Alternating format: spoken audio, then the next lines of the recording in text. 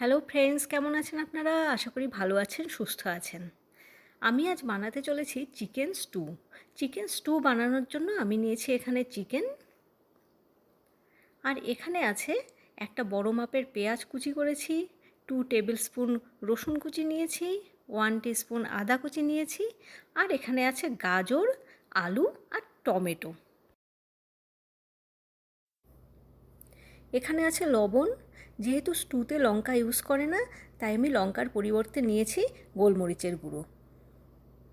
এদিকে আমি কড়াই বসিয়ে দিয়েছিলাম, কড়াই গরম হয়ে গেছে। এবার কড়াইতে আমি দিয়ে দিচ্ছি 3 টেবিল স্পুন সাদা তেল। হ্যালো ফ্রেন্ডস, কেমন আছেন আপনারা? আশা করি ভালো আছেন, সুস্থ আছেন। আমি আজ বানাতে চলেছি চিকেন স্টু।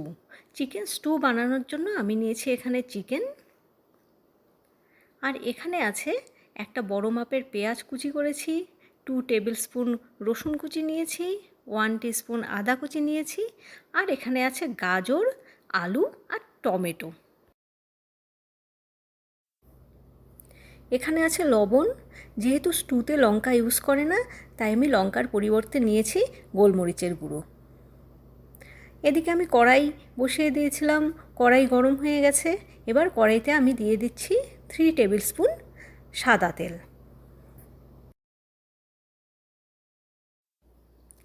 তেল গরম হয়ে গেছে। এবার আমি তেলে দিয়ে দিচ্ছি 2টো তেজপাতা। তেজপাতা দিয়ে দেওয়ার পর আমি এখানে দিচ্ছি 2 টেবিল স্পুন রসুন কুচি। রসুন কুচিটা কিন্তু আমি ভালো করে ভেজে নেব। রসুনটা আমার ভাজা হয়ে গেছে। এবার আমি অ্যাড করছি আদা কুচি, এবং প্রায় সঙ্গে সঙ্গেই আমি অ্যাড করে নিচ্ছি পেঁয়াজ কুচিটা। এখন একটু লবণ দিয়ে আমি পেঁয়াজটাকে হালকা করে ভেজে নিচ্ছি।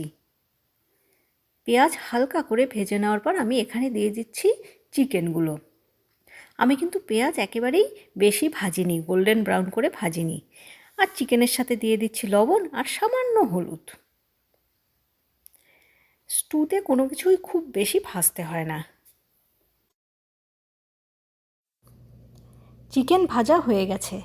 চিকেনটাকেও কিন্তু আমি খুব বেশি ভাজিনি, 3 থেকে 4 মিনিট ভেজে নিয়ে আমি এতে জল দিয়ে দিচ্ছি।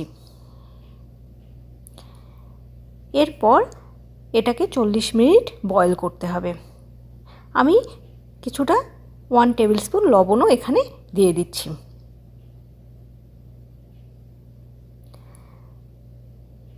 20 মিনিট বয়েল করার পর আমি এটাকে ওপেন করছি, কভারটা ওপেন করে আমি এবার আলু আর গাজরটা দিয়ে দিচ্ছি।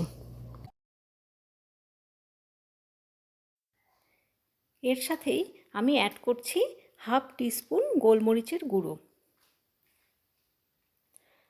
আর আমি এখনই অ্যাড করে দিচ্ছি কেটে রাখা টমেটোগুলো। সব কিছু দিয়ে দেওয়ার পর আমি এটাকে কভার করছি আরও 20 থেকে 25 মিনিটের জন্য। 25 মিনিট পর ফিরে এসেছি।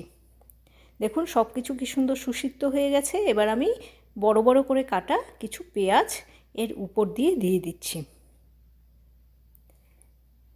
বড় করে কাটা পেঁয়াজগুলো দেওয়ার পর এটাকে আরও 10 থেকে 15 মিনিট আমি ঢাকনা না দিয়ে বয়েল করব। তারপর রেডি হয়ে যাবে আমার চিকেন স্টু। 10 মিনিট পর ফিরে এলাম। এই 10 মিনিটে চিকেন স্টু কিন্তু সম্পূর্ণ রেডি হয়ে গেছে। তো আমার রেসিপিটা ভালো লাগলে, আমার ভিডিও ভালো লাগলে লাইক করবেন, আর আমার চ্যানেলটা সাবস্ক্রাইব করবেন। আজ এখানেই থাক। ওকে, বাই।